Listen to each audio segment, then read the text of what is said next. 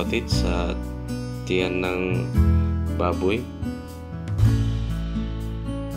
Lagyan natin ng bawang, sibuyas, dahon ng sibuyas, tapos asin para magkalasa siya. Saka may kalamansi na nilagay natin. Pigain lang natin yung kalamansi. Depende na sa inyo kung gusto nyo lagyan ng sili. Depende na sa panlasa nyo.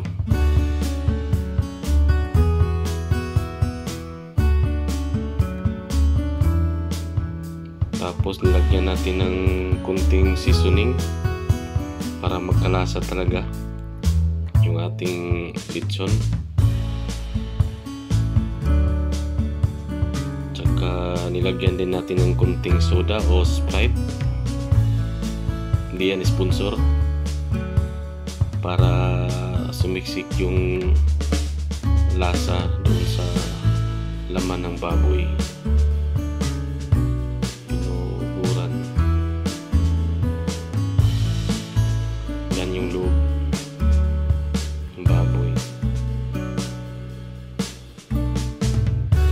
Lagyan natin ng tanglad o lemongrass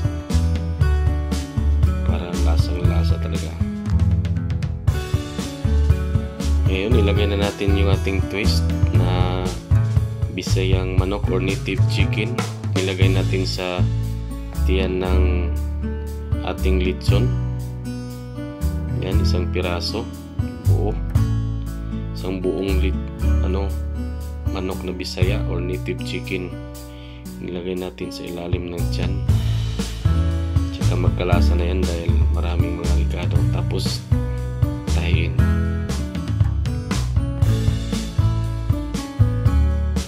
Pagkatapos tahiin, pahiran ng toyo o depende na sa inyo anong brand gusto nyo. Yan, nakasalang ng ating baboy o lechon sa apoy. Hina lang apoy hanggang sa maluto siya. Yan, kunting tiyaga lang.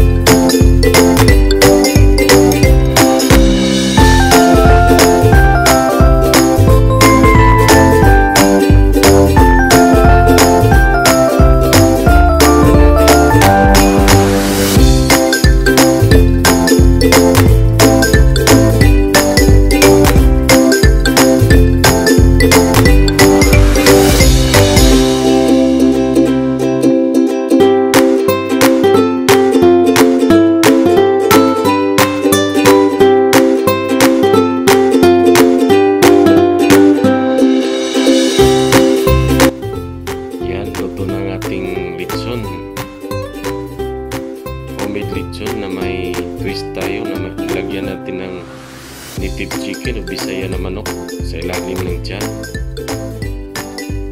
para magkalasa talaga.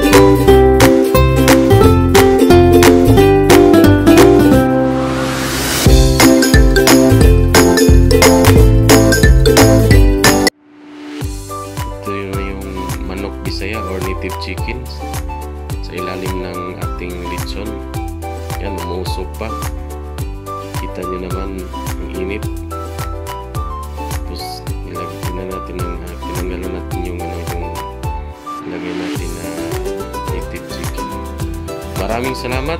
Sana nagustuhan yung ating lechon de CEBU.